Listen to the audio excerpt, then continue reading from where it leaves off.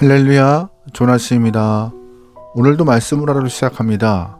슬기로운 아침 시간 욥기 28장 말씀입니다. 여러분은 뜬금없다라는 말을 들어보셨을 것입니다. 갑작스럽고 엉뚱하다라는 뜻을 가진 단어인데요.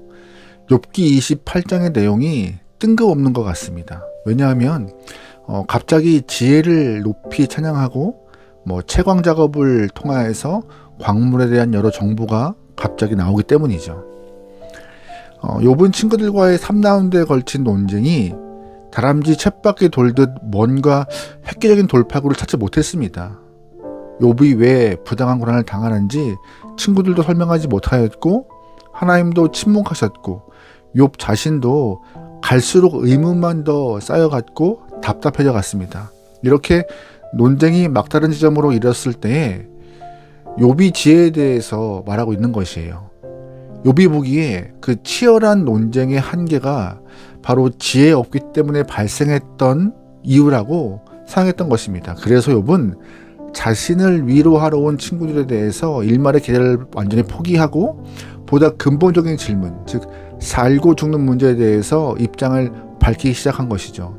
그러므로 욥기 28장은 욥이 지금까지 진행해왔던 논쟁을 반성하는 동시에 또한 본인이 씨름해온 질문에 대해서 어떻게 타개할 것인가에 대해서 모색하는 시작점이 되는 부분이기도 합니다.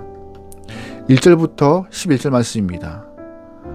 은이 나는 곳이 있고 금을 재련하는 곳이 있으며 철은 흙에서 캐내고 동은 돌에서 녹여 얻느니라. 사람은 어둠을 뚫고 모든 것을 끝까지 탐지하여 어둠과 죽음의 그늘에 있는 광석도 탐지하되 그는 사람이 사는 곳에서 멀리 떠나 갱도를 깊이 뚫고 발길이 닿지 않는 곳에 사람이 없는 곳에 매달려 흔들리니라. 음식은 땅으로부터 나오나 그 밑은 불처럼 변하였도다. 그 돌에는 청옥이 있고 사금이 있으며 그 길은 솔개도 알지 못하고 매 눈도 보지 못하며 용맹스러운 짐승도 밟지 못하였고 사나운 사자도 그리로 지나가지 못하였느니라. 사람이 굳은 바위에 손을 대고 산을 뿌리까지 뒤덮으며 반석의 수로를 터서 각종 보물을 눈으로 발견하고 누수를 막아 스며 나가지 않게 하고 감춰져 있던 것을 밝은 대로 끌어내니라. 아멘. 긴 말씀을 읽었습니다. 욥은 당시 채굴에 대해서 지식을 총동원하여서 지혜 찾기를 광물 캐는 것에 비유하고 있습니다. 땅 속에 보물이 있다는 사실을 알기에 아무리 캄캄한 갱도라도 보물 찾기에 집중한다는 것이죠.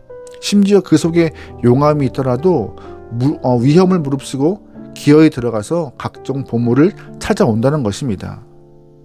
1절부터 11절에는 이런 채굴 작업에서 주목되는 단어가 몇 가지 있어요. 세 가지인데 장소, 거기에 이르는 길, 또한 발견, 이 세 가지 단어가 이 1절부터 11절의 내용을 조금 더 파악하기 쉬운 단어입니다.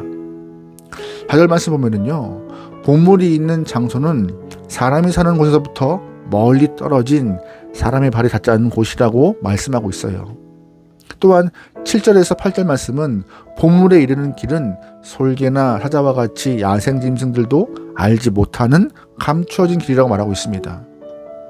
그리고 또한 9절부터 11절까지는 그래서 숙달된 광부들만 그 장소와 그 길을 찾아내서 특별한 채굴 기술을 갖고 보물을 발견한다라는 말을 하고 있어요.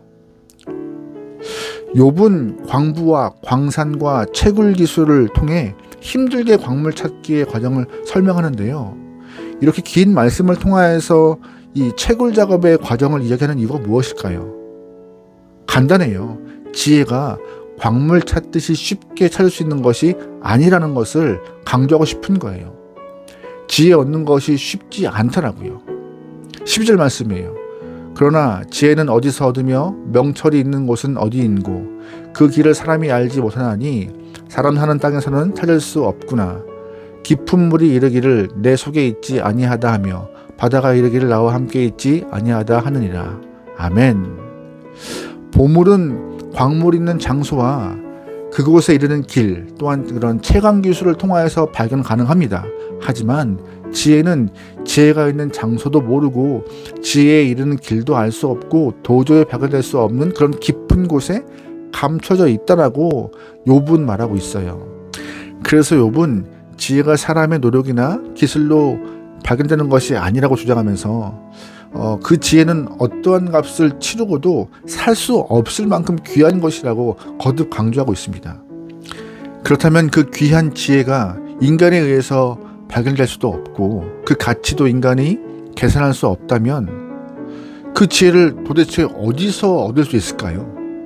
욥은 본문 말씀에서 지혜가 하나님에게부터 온다라고 명확하게 단언하고 있습니다. 23절 말씀입니다.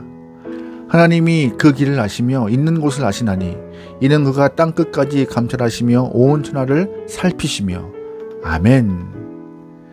채굴이나 재련 등으로 상징되어지는 그런 인간의 기술, 과학적인 힘으로 참된 지혜를 얻을 수 없지만, 이룰 수도 없지만 오직 만물을 통치하시는 하나님께서 참된 지혜가 있는 곳을 아시고 하나님 자체가 그 지혜라고 오늘 본문은 말하고 있어요.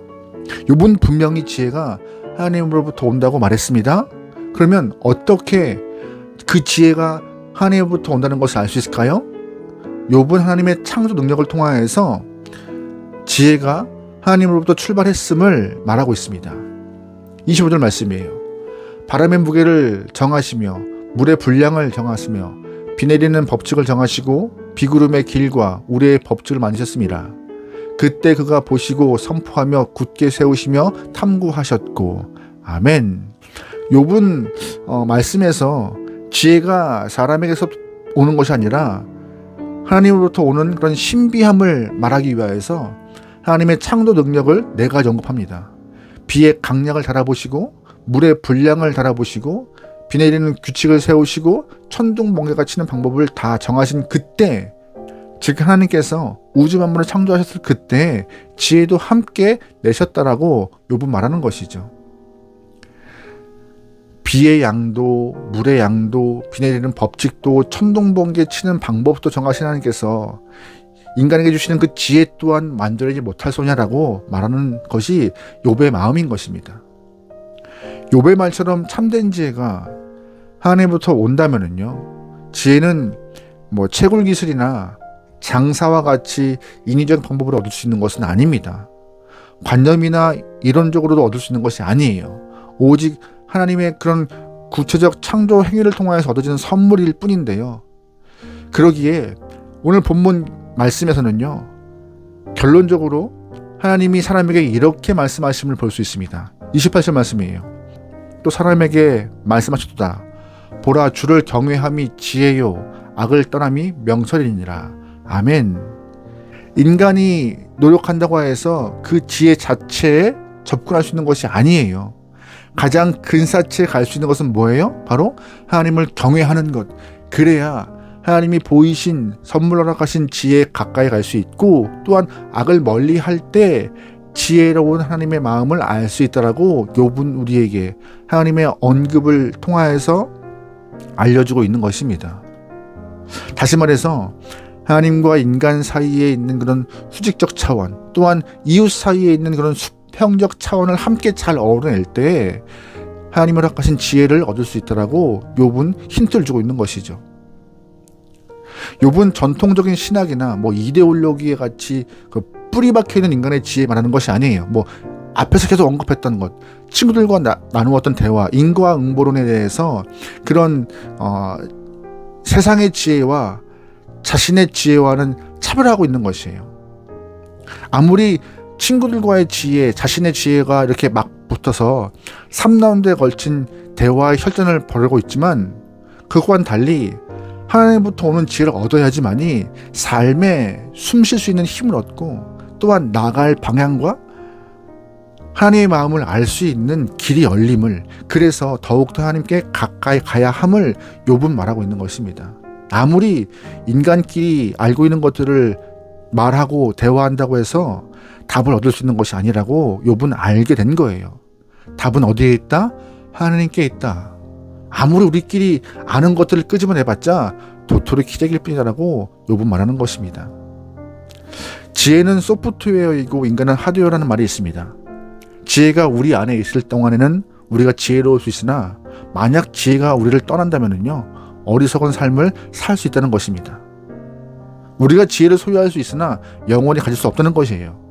노아나 아브라함, 에서, 야곱, 삼손, 다윗까지 지혜롭다가 일순간 한 번의 실수를 통하여서 어리석게 변한 적이 한두 번이 아닙니다. 성경 안에 이런 사람들을 수없이 볼 수 있어요. 한 번 지혜로웠다고 해서 영원히 지혜로운 것이 아니말아야 합니다. 어떤 순간에는 우리가 지혜가 있는 것처럼 느껴지다가 또 어느 순간에는 어리석은 사람처럼 추락할 때도 있어요. 그러기에 항상 우리는 겸손한 마음으로 주님을 경외하며 악을 멀리하여 하나님 마음을 알아가기 위하여서 애써야 할 것입니다. 또한 지혜를 사모하여서 매일매일 주 앞에 나가는 것을 즐겨하고 주의 말씀을 듣기 위해서 귀를 여는 그런 삶의 자세가 필요합니다. 여러분, 오늘 하루 여러분 주어진 삶의 시간을 통하여서 하나님의 지혜를 사모하고 주 앞에 지혜를 간구하고 말씀을 들음을 통하여서 겸손한 마음으로 주 앞에 한 걸음 더 갈 수 있는 여러분의 귀한 삶이 되기를 주의로 축원합니다. 아멘. 기도하시겠습니다. 하나님, 세상이 말하는 지혜에 내 마음을 빼앗기지 않고 주님을 경외함으로 하나님의 마음과 주의 뜻을 바로 알아 주님을 기쁘게 할 수 있는 우리의 삶 되게 허락하여 주시옵소서. 책 몇 권 읽었다고 생기는 지혜가 아닙니다. 경험을 더 했다고 내 안에 축적된 지혜가 아닙니다. 주님을 경외할 때, 악을 멀리할 때 우리에게 선물로 허락하시는 지혜가 있는 줄 믿사오니 하나님이시여, 말씀에 집중된 영혼, 또한 말씀을 행하여서 주님을 기쁘게 할 수 있는 영혼 되어 선물로 지혜를 받을 수 있는 하나님의 모든 영혼들에게 축복하여 주시옵소서. 지혜로운 삶을 위하여서 겸손히 원합니다. 언제나 주 앞에 겸손한 마음으로 나아가오니 우리의 심령을 붙잡아 주시옵소서. 모든 걸 맡기오며 예수님의 이름으로 기도합니다. 아멘.